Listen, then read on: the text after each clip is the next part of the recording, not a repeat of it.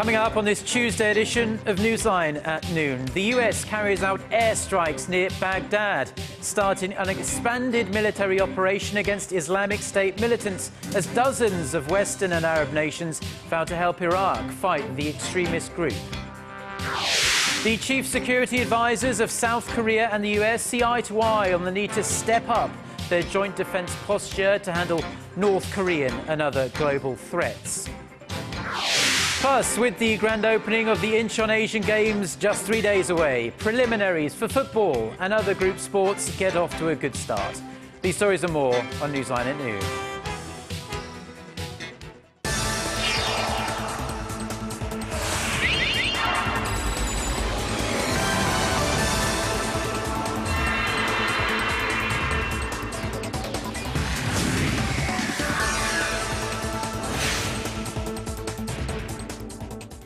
It's noon Tuesday, September 16th here in Korea. Thanks for tuning in. Live from Seoul, I'm Eoh Jin-joo. It's very good to have you with us. I'm Mark Broome. Our top story at this lunchtime. World leaders and top diplomats have wrapped up talks in the French capital, Paris, producing a joint communique. This is signed by 26 Arab and Western nations that allows for military assistance for war-torn Iraq. Iran, which is another key power in the region, but not represented at the Paris summit, has flat out rejected this global coalition. And with no time to lose in the fight against Islamic State, the U.S. has begun airstrikes against militant positions near the Iraqi capital. Park Ji-won has this report.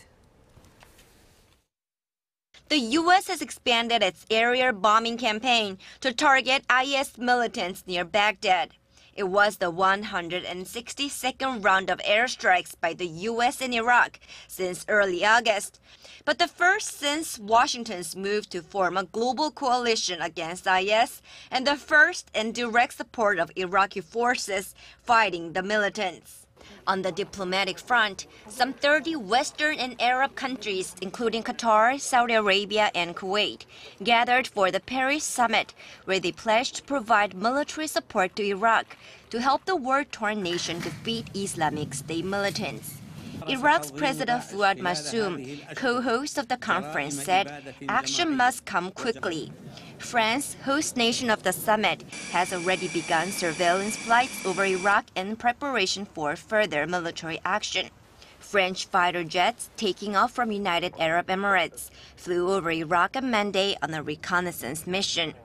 Iraq's Kurds, who have scored some significant victories over IS in recent weeks, welcomed the global efforts to quash the extremists. This summit in Paris is a historic summit, especially for the Kurdish people and the government. It is a very important step to destroy IS with help from friendly countries such as the great powers France, the US, and Britain. However, the summit's joint communique made no mention of Syria, the other country IS controls large parts of. Neither Syria nor its main ally Iran were represented at the summit, mostly assembled by the U.S. While the U.S. warned Syrian President Bashar al-Assad not to interfere with potential U.S. airstrikes inside his country, Iran's Supreme Leader Ayatollah Ali Khamenei on Monday expressed his discontent with the U.S. coalition from a hospital where he had just undergone prostate surgery. In the last few days, we've had some excitement, and with that excitement, we've been hearing from American officials making comments on forming a state, which are blank, hollow, and self-serving, and lack in any direction. Although Iran says it supports the Syrian and Iraqi government's fight against the militants, U.S. Secretary of State John Kerry said last week that it would be inappropriate for Tehran to join the global coalition because Iran is a state sponsor of terrorism. Park Ji-won, Arirang News.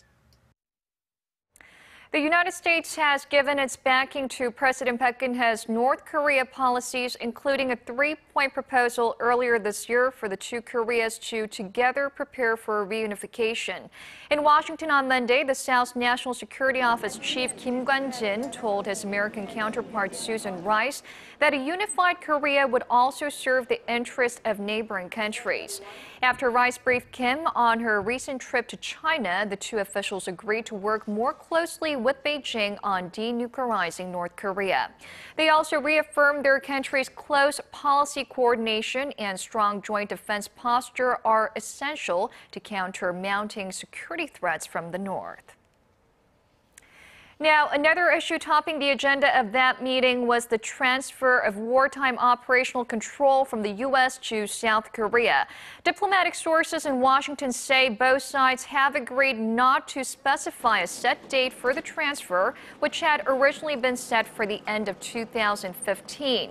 Kim and Rice have reportedly decided it's best to continue monitoring the situation to see whether the conditions for the transfer have matured. And to some media reports that say the two sides have agreed to postpone the OPCON transfer 6 to 7 years from the year 2015, Seoul's defense ministry says discussions are ongoing. It says the goal is to draw a conclusion on the conditions and date of the transfer at the South Korea-U.S. Security Consultative meeting next month. And on the heels of reports that another suspected North Korean drone has been found in South Korean territory, a U.S. military expert has called on the South to divert more resources to bolstering its defenses. In a piece penned for Korea Church platform on Monday, former Pentagon strategist Van Jackson wrote that South Korea needed to adapt to the emerging threat that North Korea drones pose by developing a better counter-drone system while also working more closely with the U.S. Jackson pointed out that it's not just North Korea that's developing its drone technology, it's also China and Japan. A drone presumably from North Korea was discovered in waters off the western side of a border island with the North on Monday. The military says it was similar in appearance to a North Korean drone that was found in the south earlier this year. 1 year ago today, operations at the Kaesong industrial complex in North Korea resumed after a 5-month halt due to cross-border tensions. And while the park is back up and running near the levels seen prior to the shutdown, it seems that frosty inter-Korean ties stand in the way of its future development. Connie Kim reports. Kaesong Joint Industrial Complex resumed operations last September and has been on the track toward normalization ever since. The production volume at the complex this June stood at $37.6 million, which is about 80% the average level for the month. The number of employees working at Kaesong topped 52,700 last month, which is 99% of the level before operations came to a halt last year. But while the figures are rebounding, there are loose ends that still need tying up. The two Koreas have yet to reach agreements on a number of issues, including providing internet access at the complex and installing a simplified electronic entry system. The two sides aren't even meeting to discuss the matters. The North says it won't hold talks with the South over Kaesong until Seoul lifts economic sanctions that were imposed after the North's attack on the warship Cheonan in 2010. It also wants a pledge that South Korea will end its joint military exercises with the United States. Seoul has been unwilling to budge on either. Another issue is a conflict within South Korea. The Export-Import Bank of Korea provided insurance payouts to South Korean firms who do business at Kaesong during the 5-month halt in operations last year. Now they want those payments back, a request that has so far been denied by the firms.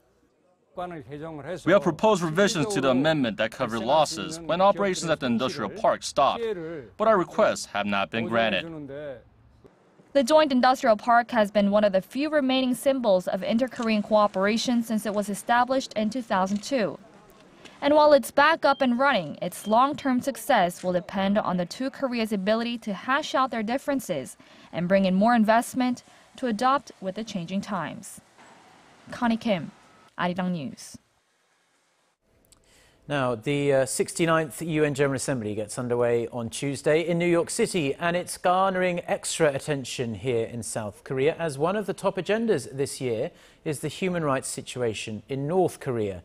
A foreign ministerial meeting on the issue will be attended by South Korea's Foreign Minister Yoon Byung-se, US Secretary of State John Kerry, the Japanese Foreign Minister, and many other European foreign chiefs. The move for open international discussions about the human rights conditions in North Korea, which are said to be very dire, follows failed attempts to secure the release of 3 American nationals detained in North Korea. Now, in a rare move, North Korea will send its foreign minister, Lee Soo-young, to New York to try and refute the arguments of the international community and try and defend its human rights conditions. Meanwhile, South Korean President Park Geun-hye will give a keynote speech at the General Assembly next Wednesday. The US government has once again denounced North Korea for using American detainees as leverage to seek its political goal of direct talks with Washington. Speaking at a regular press briefing on Monday, US State Department Deputy Spokeswoman Marie Harf accused Pyongyang of using American nationals as human pawns. She was referring to Matthew Miller, the 24-year-old from California, who was sentenced by a North Korean court to 6 years hard labor just a couple of days ago. She called on the North to release Mr. Miller and 2 other detained Americans, Jeffrey Fowle and Kenneth Bay, on humanitarian grounds. North Korea is widely believed to be using the detained US citizens to extract a high-profile visit from Washington. In the past, former US Presidents Bill Clinton and Jimmy Carter have visited the country to secure the release of detained Americans.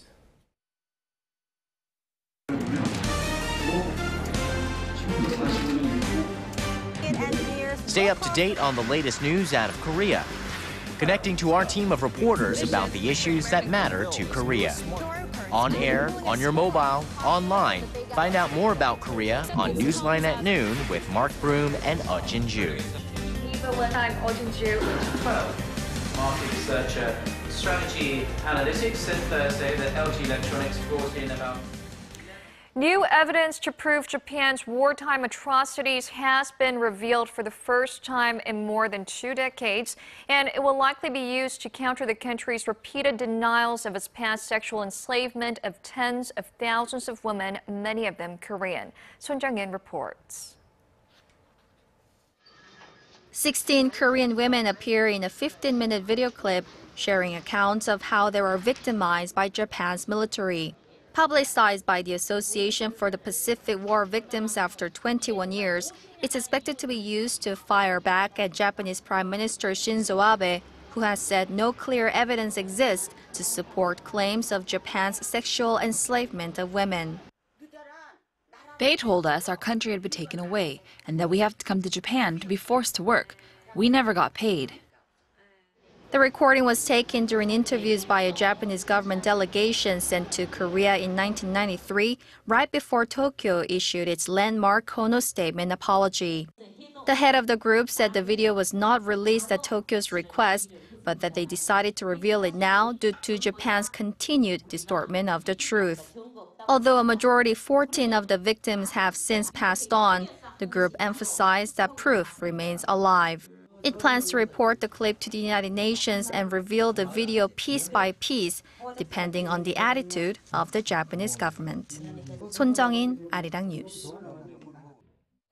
Now, these victims forced into sexual servitude by the Japanese military before and during World War II still await justice all these years later. But international awareness about their fighting is growing. China has emerged as an ally in the global campaign and has become the second country outside Korea to unveil a statue honoring the former sex slaves. Kim Min-ji has the details. An elderly woman is reminded of her past sufferings as she stares at a monument of a girl who's shown cowering while covering her face. China has unveiled its own statue dedicated to the women forced into sexual slavery by the Japanese military during wartime. It's the first such statue in China in honor of the victims known euphemistically as comfort women. The monument follows in the footsteps of similar ones in Korea and the United States. Currently, there are 2 statues in the U.S., one in the California city of Glendale and another in the Detroit suburb of Southfield. Both are replicas of the peace monument that Korean civic leaders set up in front of the Japanese embassy in Seoul nearly 3 years ago. The organizers of China's statue did not mention where it would be located, but the unveiling coincides with the release of Eye of Dawn, a Chinese movie that is based on the victims' stories and the pain and suffering they were forced to endure at the hands of the Japanese military. Around 200,000 women, mostly Koreans, were forced into sexual servitude by Japanese soldiers during World War II. The movie reenacts scenes from history and carries the message to never forget.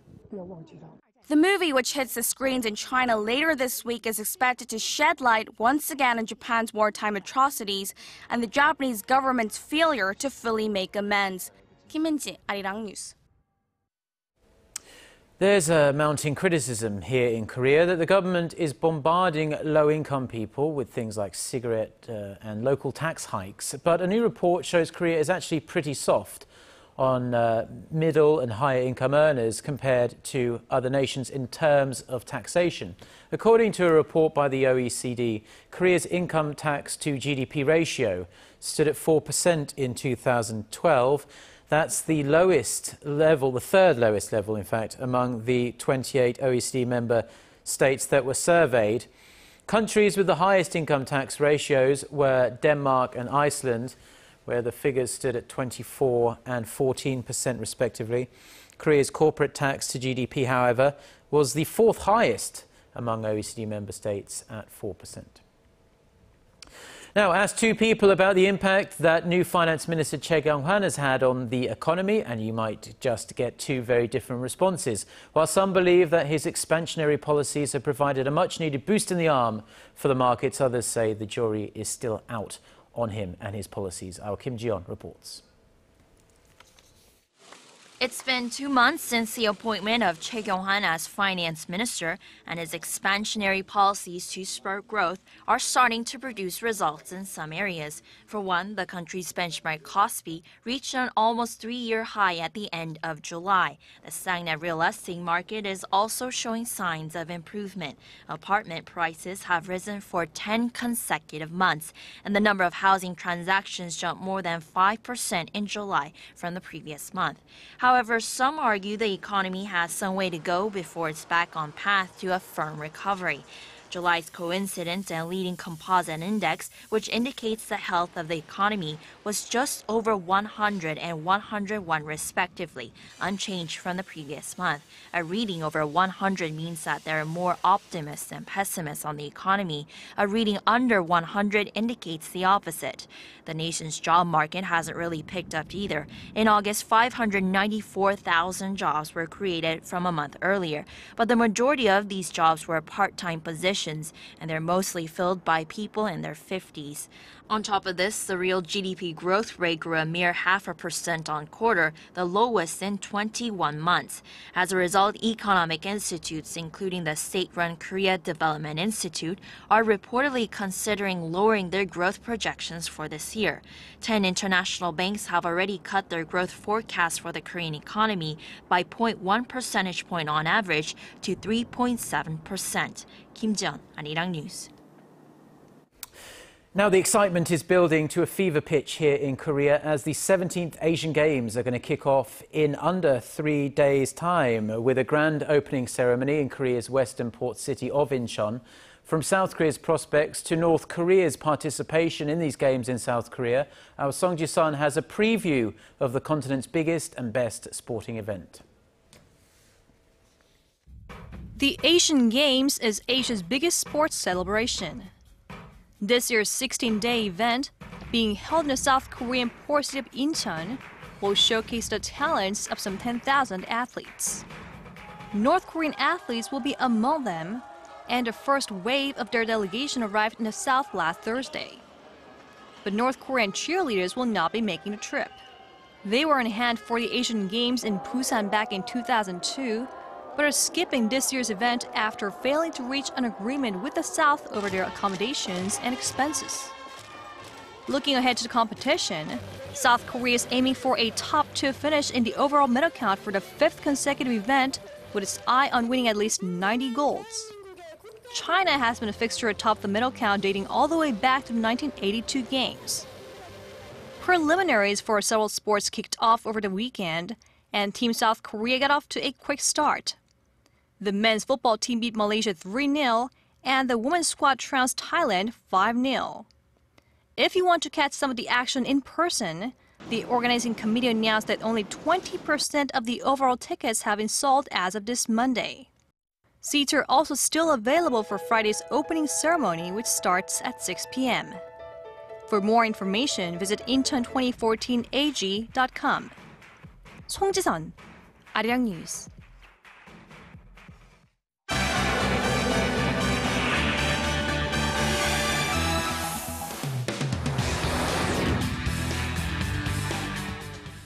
Well, now it's time for a look through some of the other international headlines we're following on this Tuesday afternoon. For that, we turn to our Eunice Kim, standing by at the News Centre. Eunice, it was just last week Liberia's president reached out to U.S. President Barack Obama for help containing the spiraling Ebola crisis in her country, and it looks like Obama is close to giving an answer. That's right, Jin-joo. President Obama is expected to significantly kick up American support when he unveils his Ebola plan later Tuesday. He's expected to dispatch both medical and military resources to West Africa, in addition to the nearly $100 million Washington had already committed for various equipment, food, and water.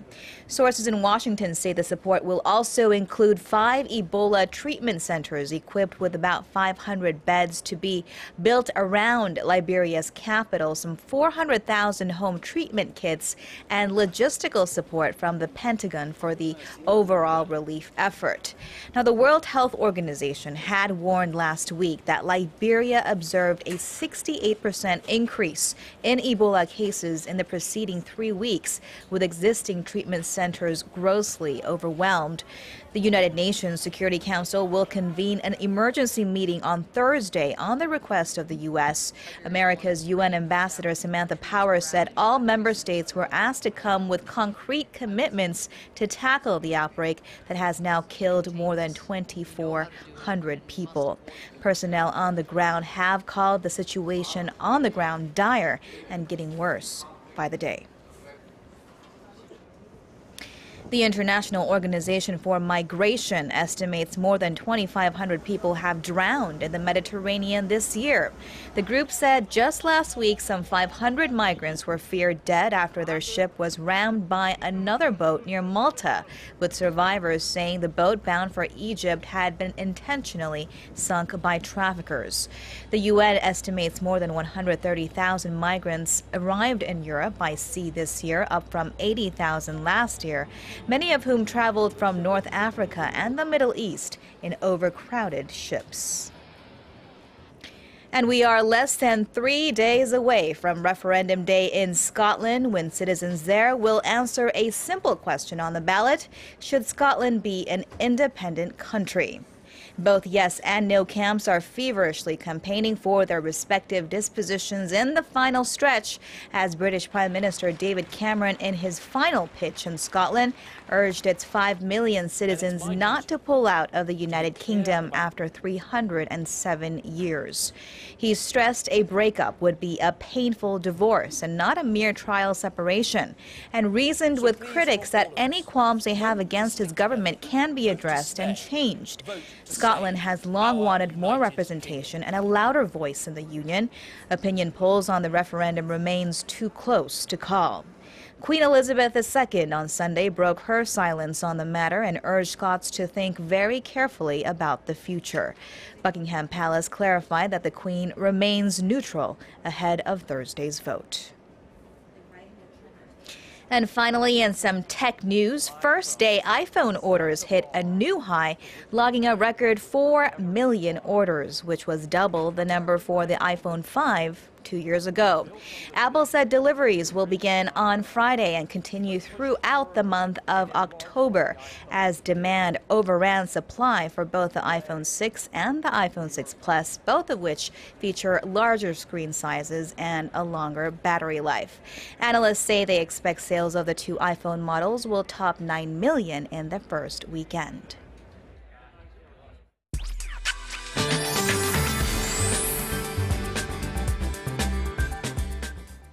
Good afternoon. We're having another beautiful day under a good amount of sunshine across the nation. But you know, it was quite chilly this morning. In fact, this morning was the coolest of the season so far. We started out at 15 degrees Celsius here in Seoul, but the daytime highs will soar to high 20s in many areas, which means the big temperature gaps we've been experiencing continue. So please take good care of your health.